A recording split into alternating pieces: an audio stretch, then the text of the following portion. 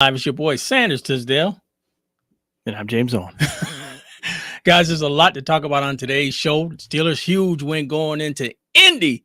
Coming out there with a huge win. It was tough, but they did it, James. And Mike Tomlin adds to his career 18-3 Monday night victories. Kenny Pickett's first Monday night start, big atmosphere, and comes up with a comeback from behind win, 24-17. We'll talk about that later in the show. We're going to talk about Najee's injury. We're going to talk about a couple other things. Do the Steelers finally have that ground game going? But you know what, folks? We'll find out when we come back after this.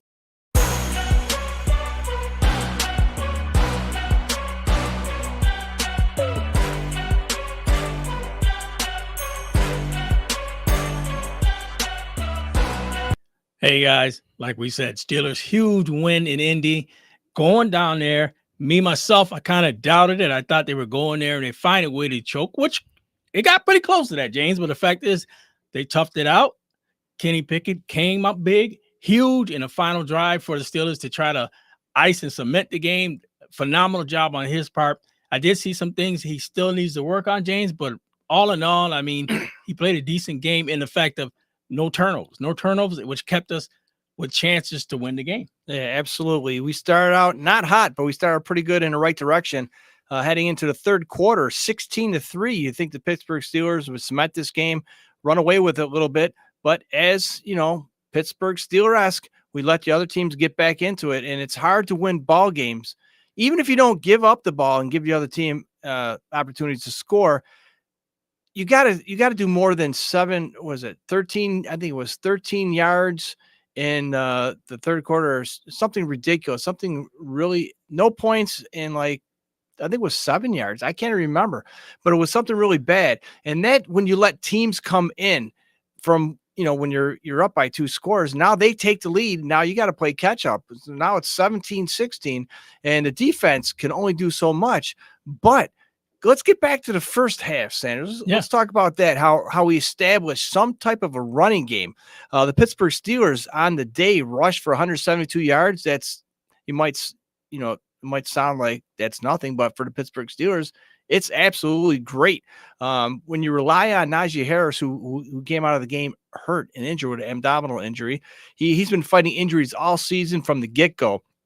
So what the Steelers have been doing is meal piecing, some kind of ground game with Benny Snell and McFarland, who was called up that day from he wasn't even on the practice squad. He signed a practice squad, then he signed him to the roster, and he ended up playing, and not bad. I mean, he didn't rush for a lot, but combined with Benny Snell, I think he had over 60 yards rushing, and McFarland had like 20-something yards rushing. But still, it's not the amount of yards that they gained. It's just controlling the football, and the Pittsburgh Steelers controlled the football, and that's what I believe helped them with this victory. Almost 35 minutes of the ball game, Pittsburgh Steelers had the ball, and like you said, Sanders, we didn't give it up.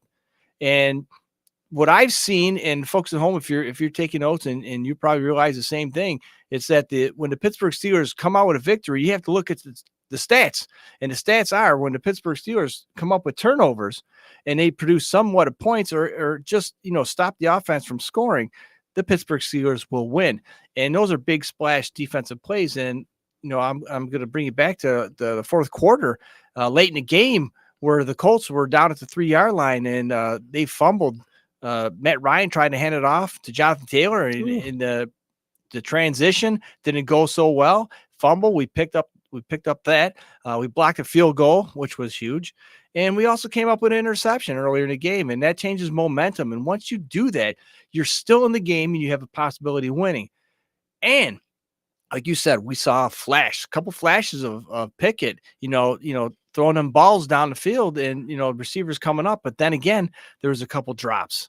Yeah. So, I mean, it's still work in progress. Okay, folks, we're not going to go to the Super Bowl, but we want to expand on what we have right now. We have to keep Pickett in, and hopefully Najee will get rid of this injury bug. And I mean, do you believe, Sanders, it's because he's been the bell cow, the workhorse of the offense, and finally it's catching up to him? I think it's a high possibility. I mean, Najee I think he's a quality back, and not just a quality back, a back that's physical, a back that can, find the open holes, but the fact is, I know the problem with Najee. Najee is always worried about whether he's going to take a hit, and that number one is because he's been conditioned like that somewhat because of this offensive line that he's getting attacked in the backfield. So when he catches the ball, I believe he's conditioned himself somewhat to make so many moves before he actually has to make a move, which is the one thing I think that's killing him. If they can kind of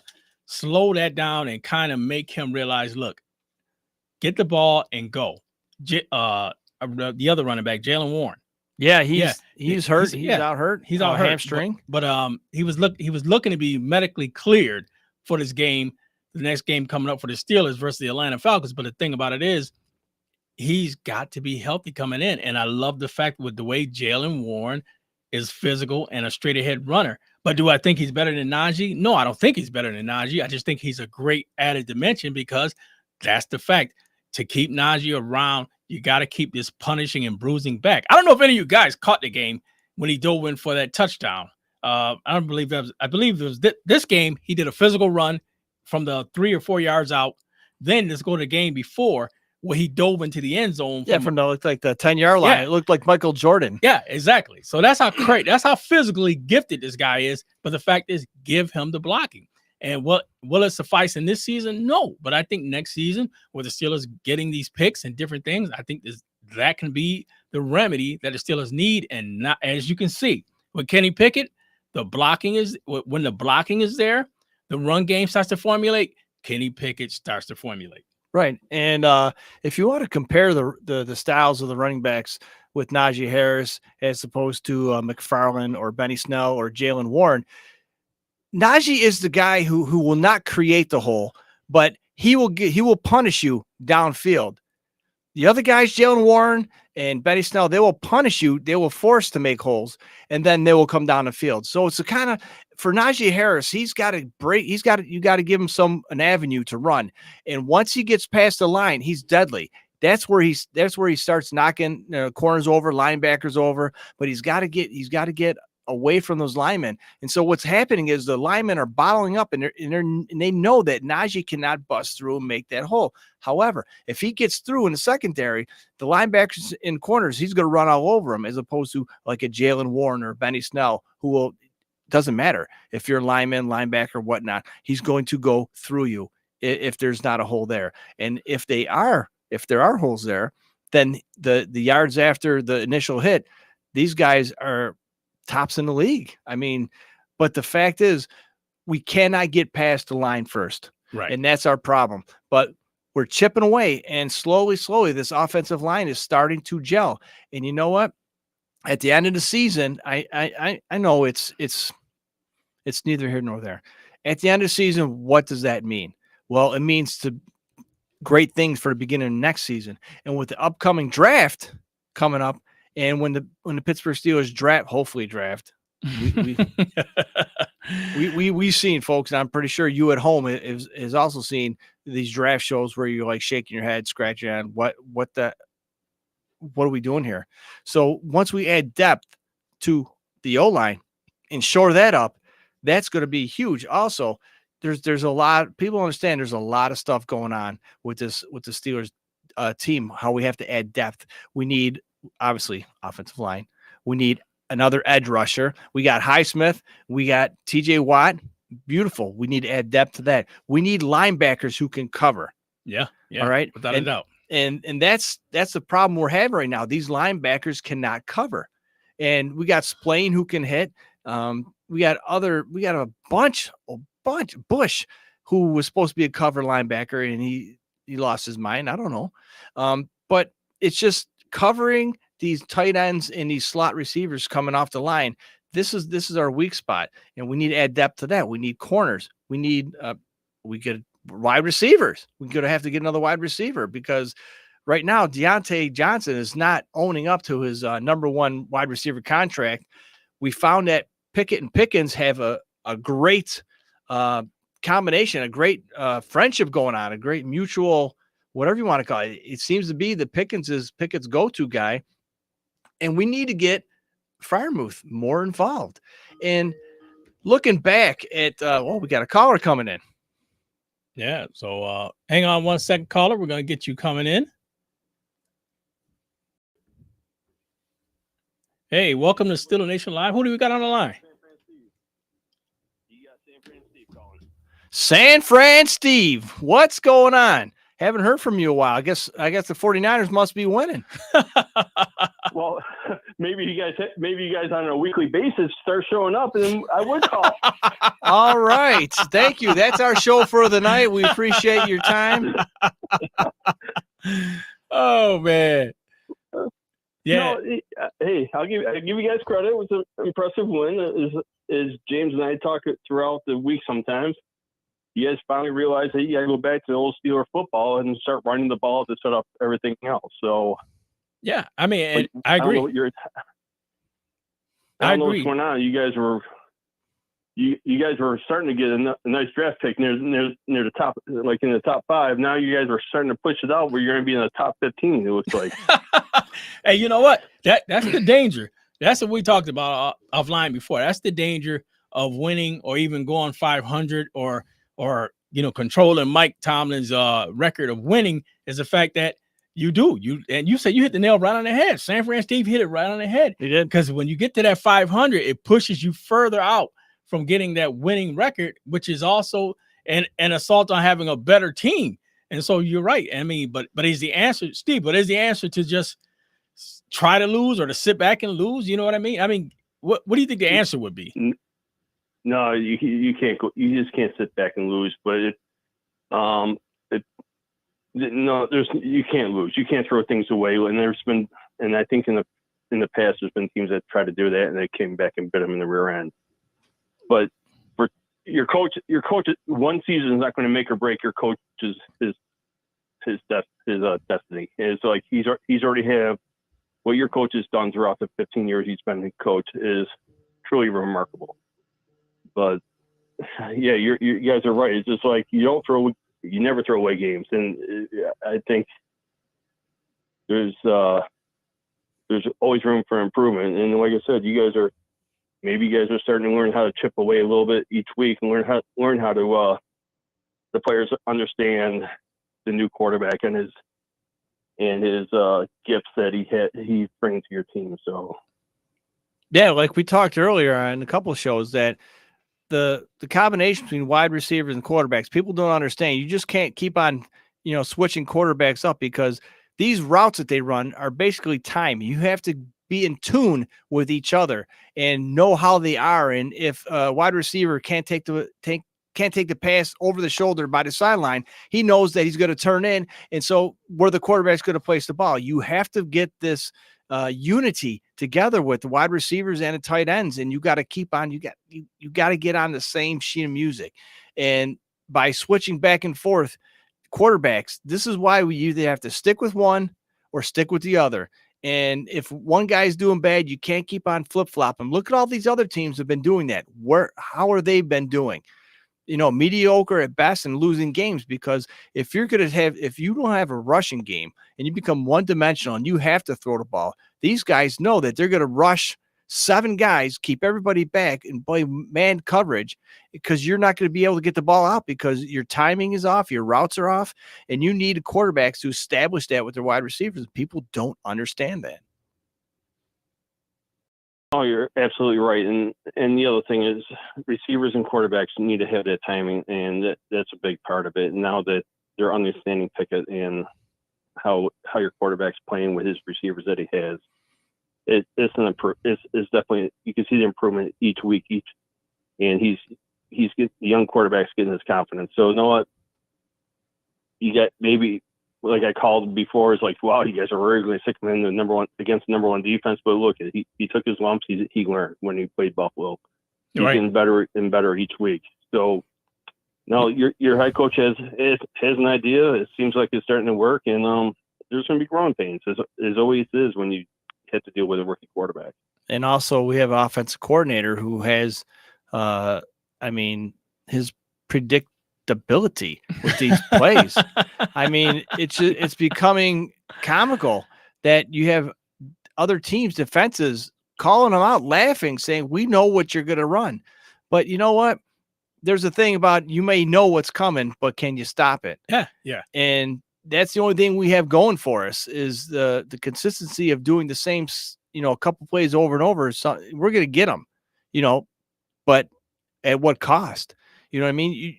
We just need to get more flamboyant on the offense. We have to, pull up them big boy pants and, put on our big boy boots and get out there and do some big boy plays. None of this fancy dancy crap with these little flea flickers or whatnot. And it just doesn't make sense. You got to have solid plays.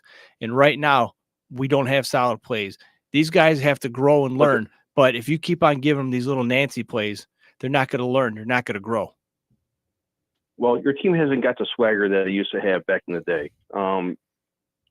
3 years ago, 4 years ago, the Steelers always had that swagger. It's just like they were going to show up, punch in the face, and everything else. And let's go. Let's take out the gloves and see who's going to win after the fourth quarter. So, no, like I said, I give your team credit when I can, and it's always fun to beat them up when they deserve it. But they pulled off an impressive win the other day. I think the quarterback says that's the play he wanted. You know what? Good for him.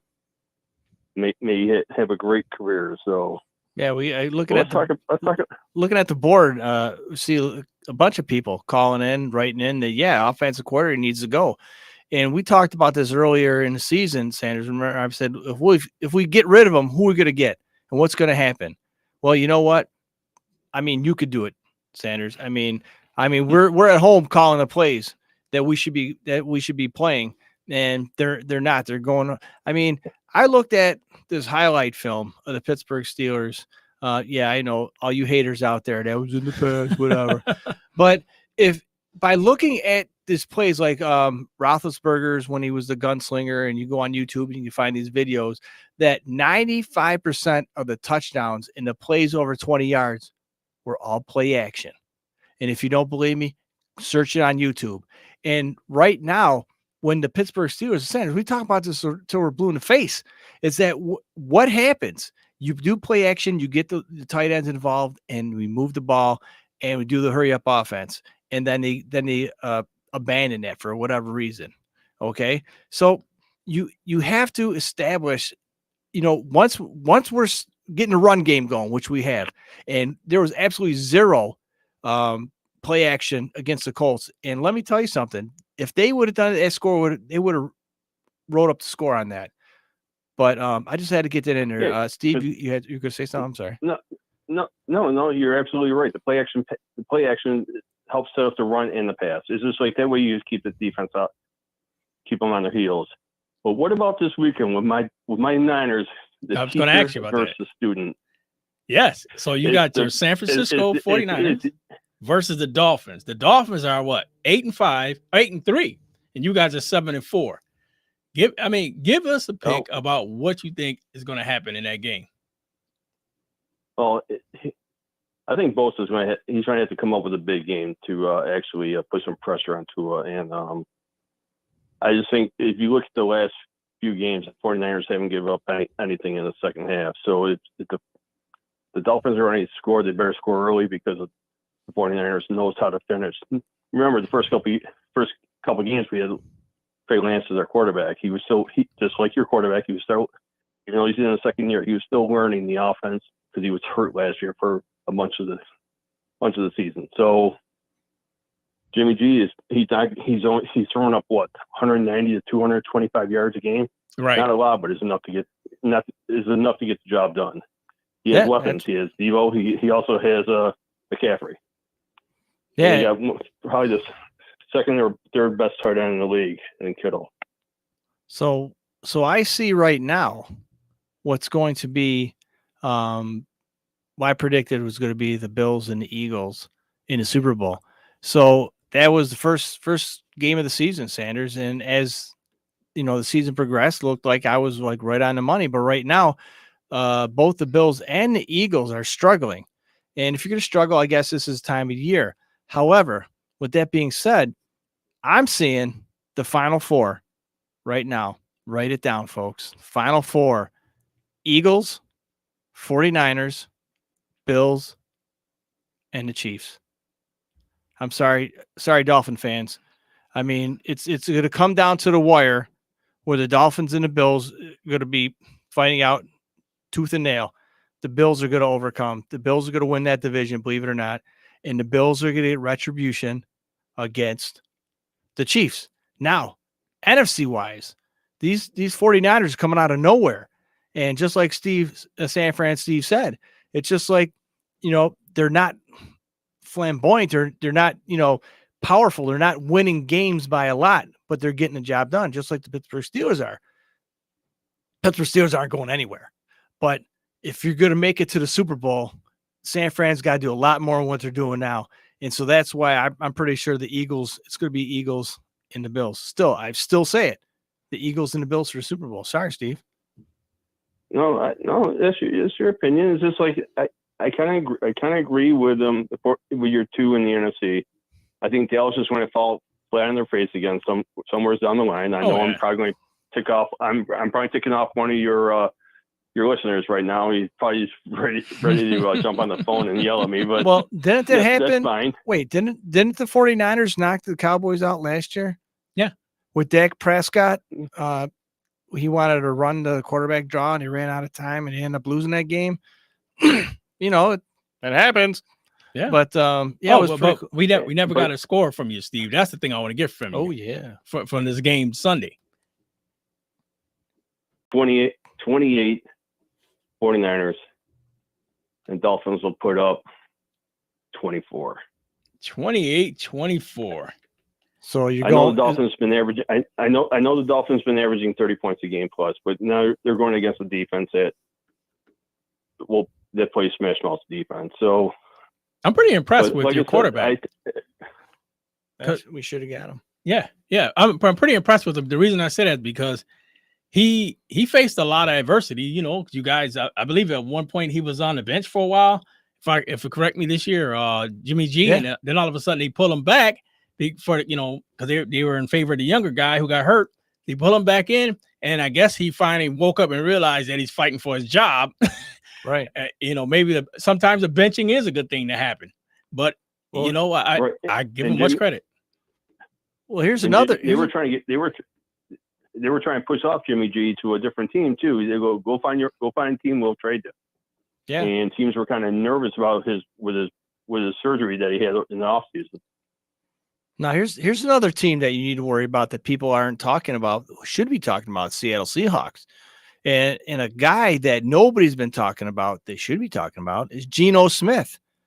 If you look at his passer rating, I think Geno Smith is the number one quarterback in the NFL right now. If you look at his stats, I think he's only had like 2 interceptions and I think like 17 touchdowns. I could be wrong. Stat check for me, folks out there. But nobody's talking about the Seahawks. Seahawks were horrible at the beginning of the season, first couple games, and they're just coming out. I would not want to play the Seahawks, I tell you what. And I don't know how many times the 49ers have played them so far this year. I know you guys got to play them twice. But I would not want to play the Seahawks, especially right now. And there's another name, Geno Smith.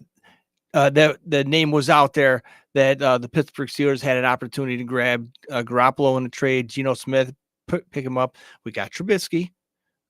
Now it's not looking so good, is it, folks? But yes, I was on the Trubisky bandwagon, and actually, I was looking for Marcus Mariota to come to Pittsburgh with his style of play. And he's not doing that good in Atlanta either. They're 4-7 or 5-7 right now. So I don't know, but Steve, let's get a score from you for the Steeler game coming up against the Falcons in Atlanta next week. What do you think's going to? Oh, so as a quarterback, Jamie really wanted was against the rookie. No, I think if he can stop Patterson, I think you guys have a chance to win, and I don't think it'll be a high-scoring game. Where's your game this week? It's at Atlanta. In Atlanta. Oh, so you're indoors. Oh, you guys are averaging what, about 20 points a game? Yeah, I'll say about that. A little over 20. So we'll throw a little love to you guys. How about Atlanta 16, and you guys 22. Atlanta, I think you guys are 22 to 16. 22 to 16. And where I come up with these numbers, I don't know where I came up with 22, but I think you guys will. I think you guys might be able to go for a 2-point conversion or something like that. I think it's time for you guys to have your offense throw some tricks and try to put teams away. So, well, against the Colts, we did our second 2-point conversion this season, and we accomplished that. We're 2 for 2 with 2-point conversions this year. When Roethlisberger's in there, I mean, when they were doing 2-point conversions like almost all the time, pretty much. Yeah, we didn't because your kicker was hurt last year, wasn't it? No. Was it last year your kicker was one of those years your kicker was hurt, so then they had to go for 2 points off. Oh yeah, but that was their thing. That was their thing. It was new. It was great. But to go back on Geno Smith, with him being on the bench last year behind Wilson, you might see him get comeback player of the year. Yeah, I no doubt. And look at it's funny you should mention Russell Wilson and you compare these two. I mean, on paper, when you saw him going to the Broncos, a lot of people were saying Super Bowl for the Denver Broncos. Yeah, they were saying Super Bowl. And it's just, I don't know if it was because the injury to Russell Wilson to his hand, the surgery, whatnot, it didn't come out good enough, but a broken finger, a broken hand isn't going to stop a defensive line. You know what I mean? You got other people out there protecting you. And he had a plethora of wide receivers and a great running game. It just the wheels fell off the car really, really fast. So, I mean, right. Very, very shocking that the Broncos are heading in the direction that they are heading in. Well, there's a lot of money they pay for a guy that's struggling this much. So, yeah, you got a point there. Hey, Steve, like you said, San Fran Steve, guys, stopping by Steeler Nation Live. Checked it out. He said the Steelers going to win this weekend, 22 to 16. He also said the 49ers, 28 to 24 over the Dolphins. Now that I got to see, but I wrote it all down, brother. So next time you check in, brother, we're going to call you on it. Oh, no, please do call me on it because, like I said, is a teacher versus a student, and it's a disgruntled running backs against their old team. So yeah, this has some great makings of it being a great game. So hey, all right, San Fran Steve. All right, you guys have a great night. We'll talk to you guys soon. All right. Hey guys, that's what it's all about. All right, bye. You know, we got a guy at San Fran Steve calls in, and this guy, you know what? I mean, that's what we want. We want fans calling in from all spectrums, giving us what you think. Because you know what? When is your team? Somehow you can see things, but how does somebody else see it looking from the outside? San Fran Steve, he told honest truth. He said he sees some good things. He sees some good things about Kenny Pickett. Yeah. And a lot of you guys out there, give us your input on Kenny Pickett. What do you think? Do you think this game was his first game of many to where he starts to get on that road to get better? Yeah. I mean, James, what is your honest opinion? And guys, right on the board as well. If you want, you can call in the show as well. 585-210-3917. We want to hear your thoughts. Kenny Pickett, phenomenal game in the comeback. Did have some areas in the game where it was so, a couple 3 and outs where we got back to. But the fact is, he found a way to muster it and pull it out. No turnovers for a second game. So, James, what are your thoughts? Yeah, well, if you're going to win games in this league, in the NFL, you cannot have a quarter where you score no points and absolutely pretty much do nothing on offense. That is ridiculous. And if you're not playing the Colts, who are 4-7 team right off the bat, you're going to lose this game. And you can't play catch up, especially in the second half. It's great to come out of the gate and, establish a running game and establish some kind of passing attack. But you got to keep that going. You cannot stop, and you cannot rely on your defense to pull your ass out of the fire every single game. And like we talked about earlier, if the Pittsburgh Steelers defense are not coming up with splash plays on defense and coming up and creating turnovers, the Pittsburgh Steelers are going to lose because that's pretty much our defense is our offense. And now on the subject of Kenny Pickett, yes, he has a lot of talent ahead of him, and you have to give him every opportunity there to fail. If he doesn't fail, he's not going to learn. And yes, it's frustrating. We don't want him to fail. We want him to get out there, and we want every pass is a touchdown. Every pass is the first down. But it's not going to happen. This is how you learn. This is how you get in touch with your wide receivers and establish the passing attack. But you cannot do that unless you establish a ground game. And it doesn't matter who you have in the backfield. Now, a lot of people are talking about, well, see, this is why you don't draft a running back in the first round. And because Najee Harris has been, somewhat injured this year, and our record shows that when you rely too heavily on that type of weapon for your offense and he gets hurt or he fails, you're not going to go anywhere. So you have to have an open mind on, getting rid of that basic offense. And if you put somebody back there like Benny Snell and McFarland, and they're doing well, it doesn't look great for the Pittsburgh Steelers to draft a running back or any team in the first round. But here's the thing, folks. It's just like anything out there. If Najee Harris was running up and down the field, he was 150 yards a game, 2 to 3 touchdowns a game, like that Derrick Henry over there in Tennessee, or Jonathan Taylor's doing in Indianapolis, you wouldn't be hearing anything from. You wouldn't even know that McFarland exists. You wouldn't even know that Benny Snell exists or Jalen Warren exists. But now that he's injured, he's not doing good because of, we could sit here all night talking about, why we believe the running game is not working or the play calling or whatever. So you really can't say that. At the time, you have to pick up a guy where you don't have a running back. I mean, last year, Benny Snell and McFarland did absolutely nothing. And now they're coming around because maybe the offensive line is, coming together. If you look at it's a puzzle with different pieces, different players from other teams, different styles, different techniques, different attitudes, and you bring them together. It's hard to get these guys on the same sheet of music, but now they're coming together, and it's late in the season, and this is what you expect. This is what you would hope. And if it wasn't happening now, then you would be really, really worried. But like I said earlier, we have to add depth to the O-line, definitely in the draft, edge rushers, inside linebackers, and then we'll worry about the other stuff later. But we talked somewhat about, you mentioned something about tanking, and it's okay to have to lose games so we get the draft pick. That's not what it's about. You know what I'm saying? If you're losing games because you're just that awful, gotcha. But you just don't lose games on purpose so you get a higher draft choice. Folks, prove me wrong. Call in 585-210-3917. We'd love to hear what you got going on. If you're too shy to call in, message on the board, let us know what's going on. And yeah, I mean, you know what? Let's go over some of the stats from the game, Jamie. Sure, absolutely. Total yards, we had 323 total yards. We had 151 in the air, 172 on the ground. Defense, we had 3 sacks. We had 2 forced fumbles, but we recovered 1 and an interception and no turnovers. And believe it or not, there was only 5 penalties in that game. 3 with the Steelers, of course, and 2 with the Colts. So that's pretty ridiculous if you think about it.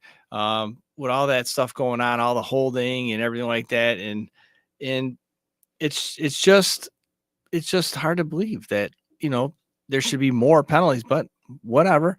But I mean, the glaring thing that sticks out with the stats here for this game is the fact that if you look at it, the Steelers rush 172 yards rushing for the Pittsburgh Steelers. That's unheard of for us in games. 172 yards, especially with this team and this squad right now. 172 yards rushing, and what does that do? That elevates the other facets of it. And like we said, if you're a well-balanced team where you can run, you can pass. I mean, it's gelling. It's all working, and it's all there. The defensive side of the ball, 3 sacks. Now they got after Matt Ryan, Matty Ice. I think he's seen better days, maybe 5 to 10 years ago. But they got after him, got him, and to be honest, do I think that was a complete test? Not really for the defense, because Matty Ice he just looked so bad, James. I mean, I don't even know what place to put him in. Yeah, I mean, going back in the pocket, I mean, he was unsure of himself. The throws were, not there. And like I said, we don't know. I mean, the route runner could have been the wide receivers.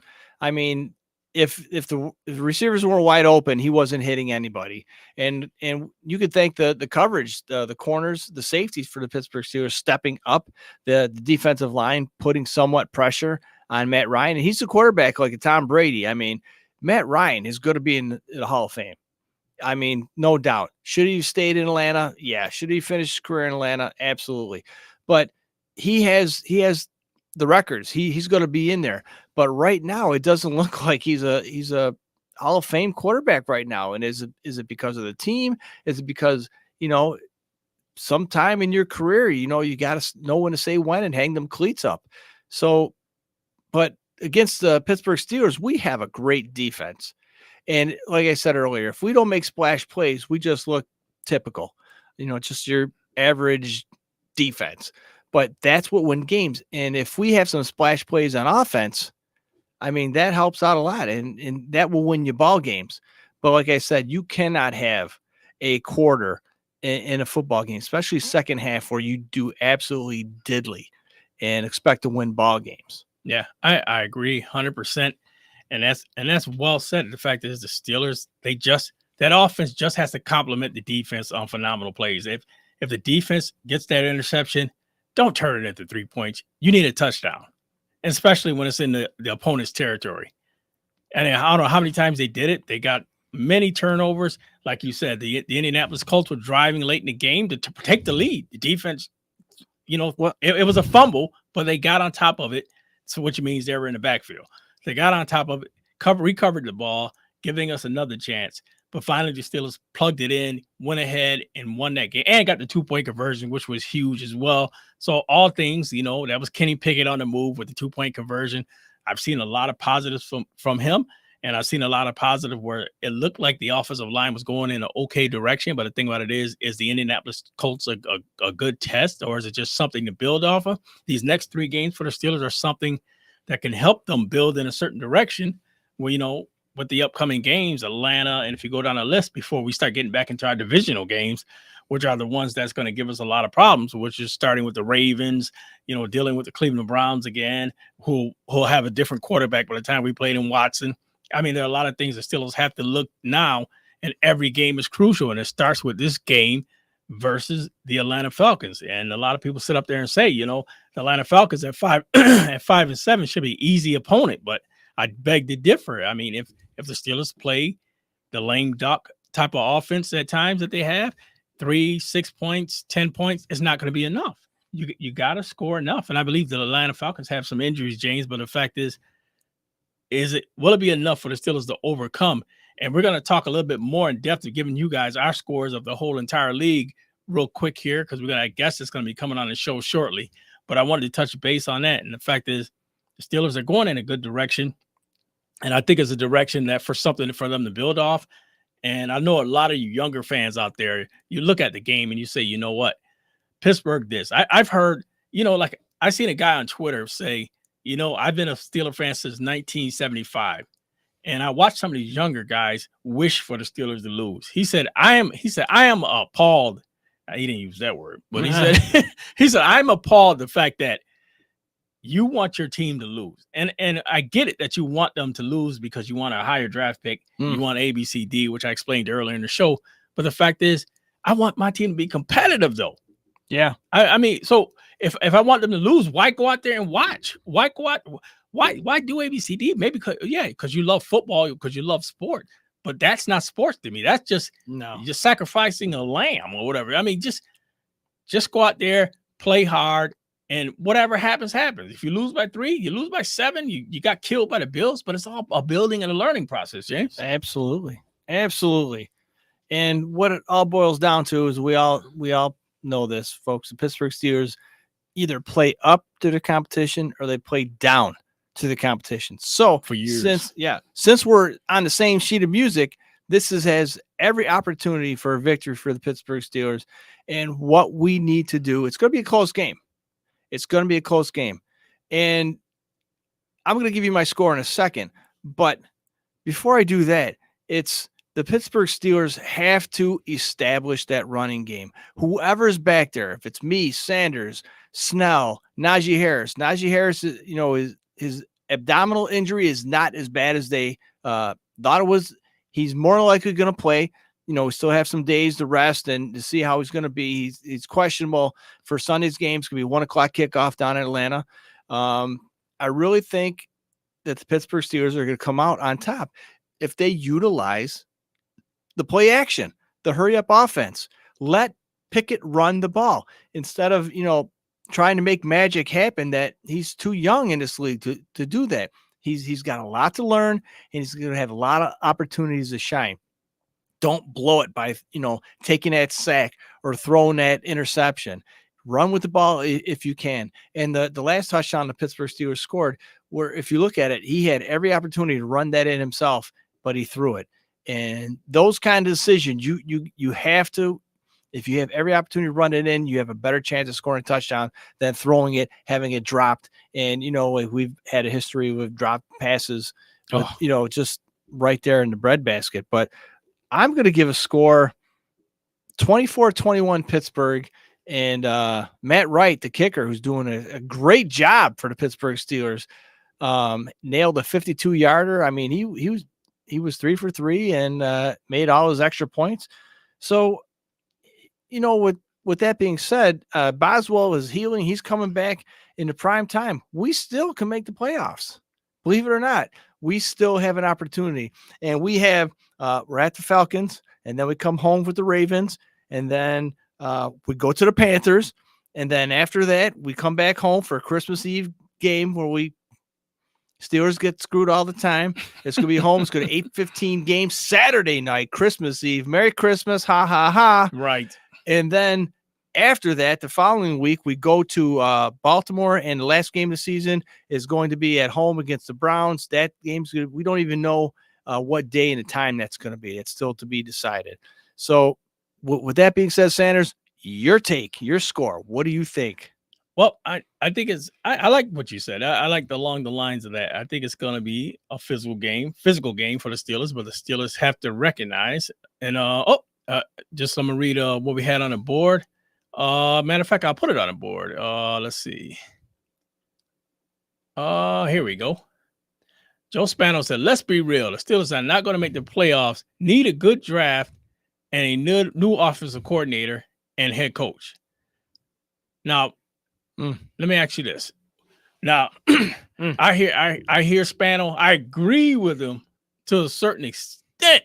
Only reason I say that is because I think the offensive coordinator is probably about due. It is. It is probably about due. Way past due. But I believe with Tomlin's record of the 15 years, the Steelers, I know them as an organization that they're not going to cut ties, especially if you got a young quarterback who now in the middle of the season somewhat, well, a little pass or whatever it is, but a guy that's starting to show some flashes.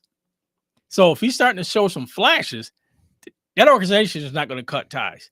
They're going to say, you know what, we're going to watch this grow and see where it goes. Now let's get it straight. Now, I've been a Steeler fan for a long time, just like Spano, just like you. But the thing about it is that I remember I was feeling the same way when Carr was there at times, because there are times when the Steelers went 6-10. Sure. I mean, repeatedly. Yeah.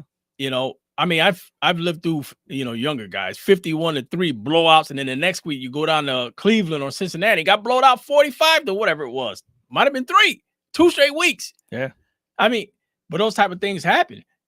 But look what he did. He built up a good dynasty, and really a dynasty went over the top with the draft pick of Ben Roethlisberger. But how many years down the line was it by the time Ben Roethlisberger came there? I believe Carr became a coach in 93. Yeah. So, how many times has it been? Has it been times the Steelers been okay during that duration? Yes. Has there been times where the Steelers been, yeah.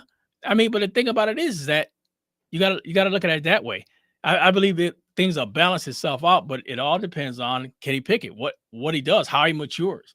If you got a quarterback that's starting to mold or starting to mend, which it looks like he is, I believe the Steelers are going in a good direction. But the thing about it is, and I agree with you, Joe, in a certain instance, the Steelers have to get a good draft choice. I don't know how they're going to do it, because like you said, if they keep winning, like I said earlier, that's a hard thing, because if they keep winning and you want your team to be competitive, but it also damages you for trying to get better for the next year. I mean, what's your thoughts? Well, here's the deal. Matt Canada's got to go, without a doubt. No question. And the reason why I say that, and I understand what you're saying, Sanders, is, once a quarterback starts getting his confidence and he's learning the plays and whatnot, that's the only defense that I could see that Matt Canada is not doing any different plays, because it makes no sense to start throwing new plays in if you're not going to be there next season. So you wipe the slate clean at the end of the season, keep on doing these stupid little baby plays that everybody knows it's going. Hopefully, you roll the dice and hopefully, you score some points off these dumbass plays. So that way next season, next training camp, you have a whole new playbook with exciting things to do, because if there's no way you could have somebody come in and, just here's a playbook, you got a game in 4 days, learn it and know it. Even if you do, you have to do it. You have to do the plays. You can read it. You have to execute the plays. And if you don't execute the plays, it doesn't matter what kind of playbook you have. But that's the only thing I could see why the Pittsburgh Steelers are still hanging on to Matt Canada, is because that there's nothing you can do. The season's almost over. You got to keep on running these stupid ass plays and hopefully hope for the best. Expect the worst, hope for the best. And at the end of the season, he should not be in the Pittsburgh Steelers. And we all know Mike Tomlin's not going anywhere, especially if he has another winning season, folks. We all know it's going to happen. And, there's who you going to replace Mike Tomlin with. Well, there's a couple guys out there. We'll talk about this later. But and I'm trying to be real on it, because, I do know that, Mike Tomlin's had some, he's done boneheaded plays during his duration with Pittsburgh sometimes that I sit there and I'm like, what? But he's also kept that mystique to where the Pittsburgh Steelers were competitive. I mean, not just competitive. We went into some places and won some huge games that people were not giving us a chance in hell on. They went in there and won them. Yeah. I mean, what do you say? I mean, hopefully things will get better. My one thing right now is the fact of maturing Kenny Pickett, getting him to a certain level, because to be honest, he's the main thing. Because if the Steelers do not mature Kenny Pickett correctly, and then you go into this next season and you don't draft a quarterback, then you go into this next season because you're still going off this molding of Kenny Pickett, that's going to set you back even further. So now you're going to be like to where we were before, to where you're trying to bring in a Mason Rudolph again.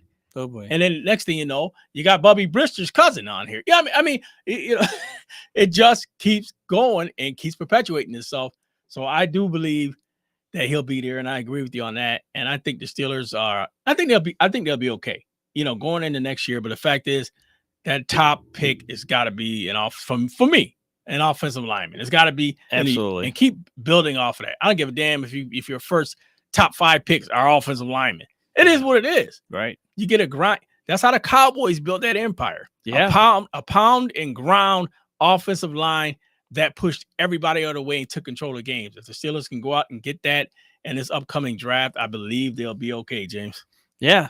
So if you're heading down to Atlanta, if you're going to be there at the game, so check this out. Jeff Reed is going to be down. Check this out, folks. Steeler Nation is going to be down there with Jeff down there.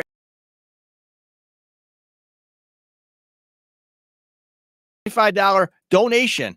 And what you get there is you get a live DJ, you get the open bar buffet. It's all brought to you by Miller Lite, Hampton Beer Outlet, Unity Brewing Company, Latrobe, Pennsylvania. Go down there, meet Jeff Reed, and he's going to be there partying up with you. We got a lot of bands, a lot of entertainment. You guys see it right there on the board who's going to be there. But I'm telling you, folks, this is a great opportunity to meet Jeff Reed. Go down and hang down there with the Steeler Nation, and for a nice Steeler victory down there in Atlanta. They say hot Atlanta, Georgia. You know what I'm saying? That's a good thing, man. Think about it. This guy's always on our show. He's always coming in. Jeff Reed. And like I said, Jeff Reed. Jeff Reed, he goes out there, he does it. This guy's got 2 Super Bowl rings. He goes out, he still talks at different places. He still does a lot for the community. And not just that, he comes down and he talks on Steeler Nation Live just about every other week or every week at times. He comes in, gives us his knowledge. And if you heard him on some of the other shows, guy's very knowledgeable. Love what he's talking about. And you guys got to make sure you check him out if you're down there in the Atlanta area, especially because the Steelers will be there as well. Steelers in the house is always. Oh, yeah. Just I remember the one game back in the last time we beat the Falcons. I think it was 2018. We beat them up 41-17, pretty good. And if you remember, it's on their YouTube somewhere. Look back at this game. You can look at the terrible towels everywhere when they played. It was like a home game. So that Steeler presence, Steeler fans are everywhere. You talk about the Bills Mafia, they're pretty good when they travel. Not too bad. But I guess what the Pittsburgh Steelers fans are the best in the league. And we can't say anything more about that, Sarah. I mean, the Pittsburgh Steelers and the fans are the best ever. The best. Prove me wrong. Call me up, 585-210-3917. That's 585-210-3917. Call us up. Let us know what is going on. Your thoughts about Pickett, your thoughts about Tomlin, your thoughts about the Pittsburgh Steelers, directions they're heading to. Should we tank? Should they tank to get more draft picks?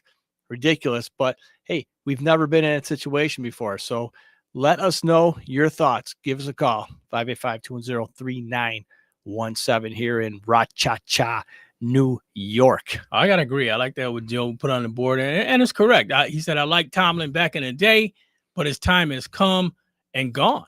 I agree. The Steelers probably won't fire him. We're going to have a losing season. Might as well start from scratch.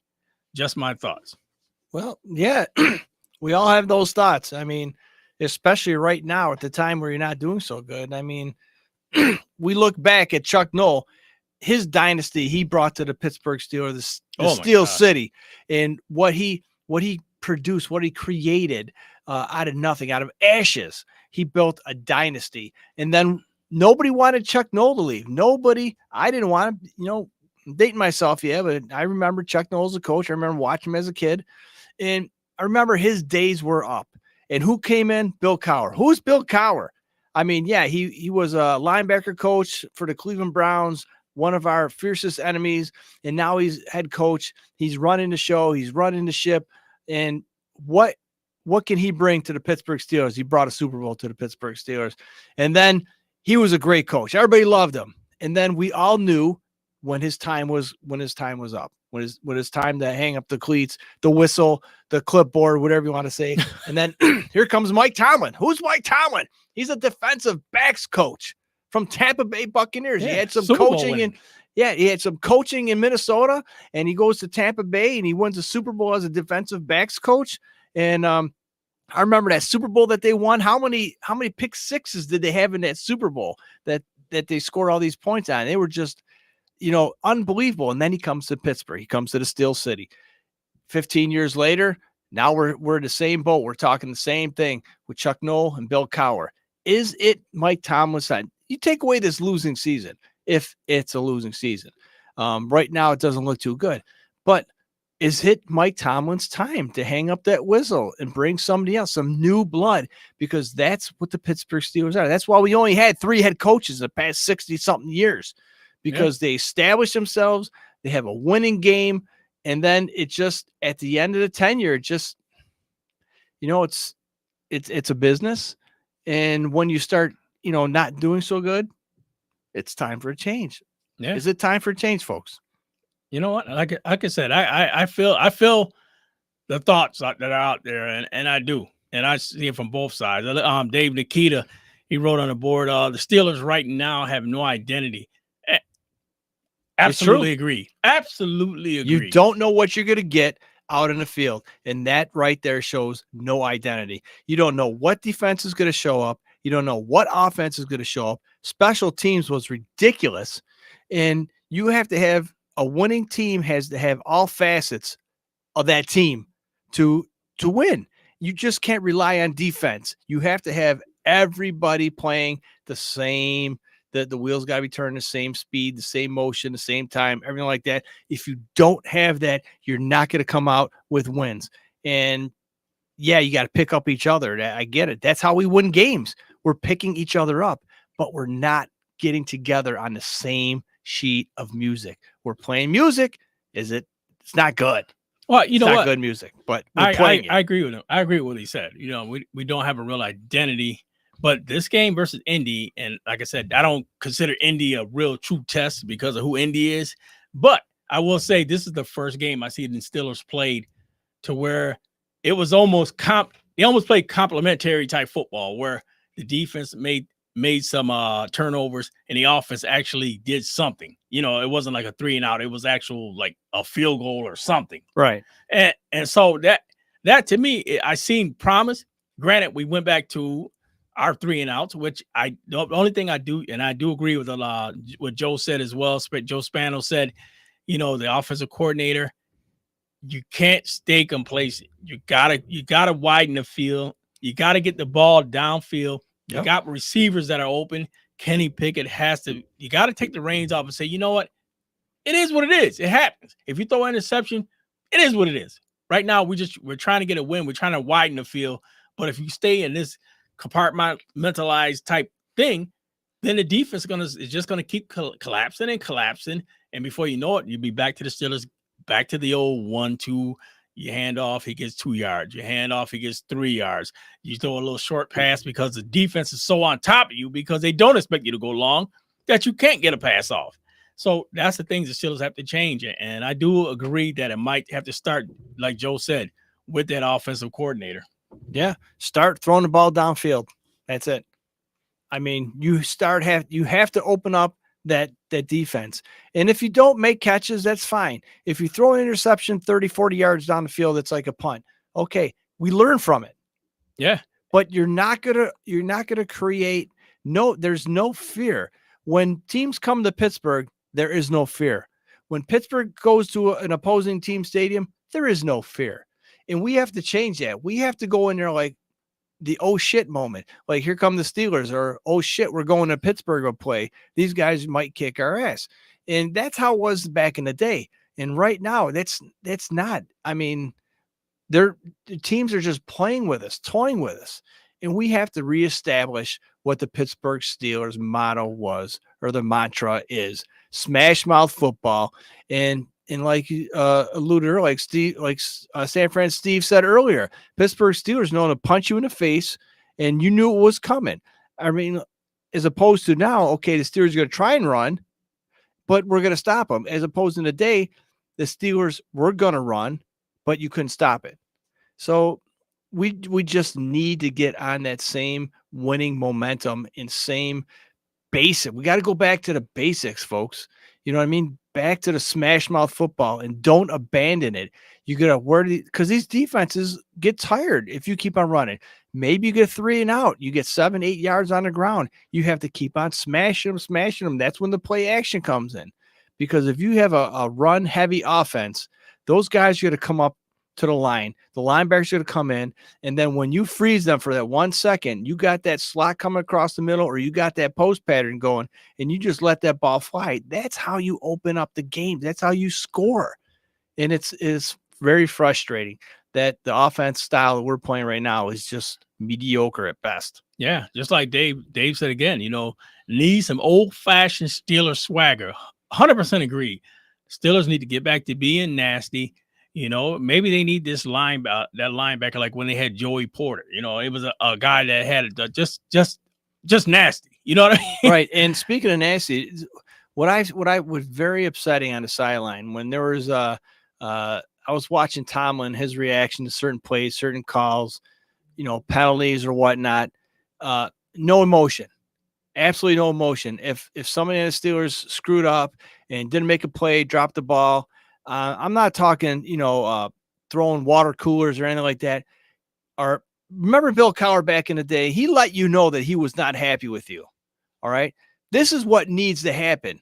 You know, the kid gloves got to come off, and he's got to get in players' faces, and he's got to wake these guys up, because they know right now, if they screw up, oh, well, you know what? I'll just try again, the old college try. But Tomlin has no emotion on his side. He needs to get these guys fired up.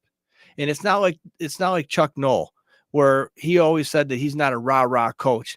And he said, if I have to motivate you, you don't need to be here. You need to be motivated already. But right now, we have to get something to get these guys motivated and to get out there and, you know, you make mistakes, learn from them.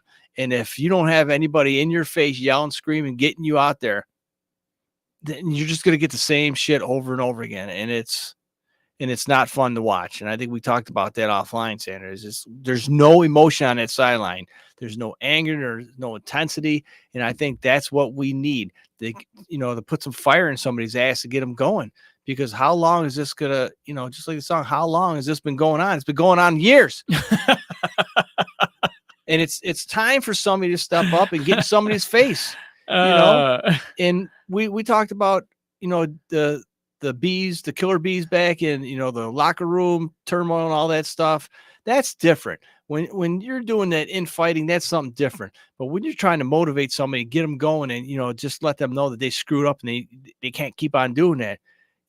That's how you build friendships, camaraderie. That's how you build a team, a winning team. You can't go out there all willy-nilly. You know what I mean? Jumping from tree all nimbly bimbly. Oh yeah. Drinking milk from a saucer. No, I agree 100%. Actually, guys, also we're getting ready to get towards the end of the show, but I also want to let you guys know we have a guest that we want to be on the show tonight, but don't worry, guys. We'll give her a chance. She's going to get on next week with us on Still a Nation Live. You got to meet her. Anna Nikita, beautiful young lady. She knows a lot about sports. You guys will love her. And she was having problems getting in tonight. So that's what I said. I wanted to let you guys know that we do realize, and that way next week she'll be on. We'll all be here in the house. So Anna, we're looking for you next week. Plenty of room for you here on Still a Nation Live. Yeah. And also, before we go, James, sure. One of the things I want to sit out there and say is, like you said, make sure you check out our boy down there, Jeff Reed in Atlanta. Hotlanta. The Steelers will be down there. Make sure you check them out. A lot of things to talk about, and that's one of them right there. So, guys, till we see you next week, it's your boy Sanders Tisdale, James Owen. And, guys, we'll see you next week. Anna Nikita will be here. The Steelers will be here with another show. Jeff Reed will be down in Atlanta. Make sure you're down there. Make sure you're checking it out on your couch if you're not there. So, till we see you Tuesday on Still a Nation Live.